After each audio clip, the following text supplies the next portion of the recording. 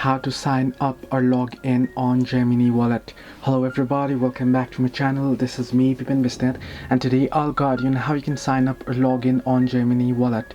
Well, the process itself is pretty simple. You can simply go ahead and download the application from your Play Store or App Store, then go ahead and open it up. Once you open it up here, you should be headed directly to the either login page or the sign up page right here.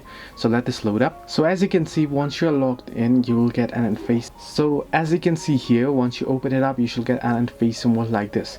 If you haven't yet signed up, you can simply tap on get started option, and then you can see the first step is to create your account using your email and password. Then you want to go ahead and secure your account, and then the third thing is to verify your identity. You'll have to add your personal details and upload the ID. So whenever you are creating your account, make sure that every information you enter is correct and matches with your government issued ID. So you can tap on continue and go ahead through the process here quickly and easily.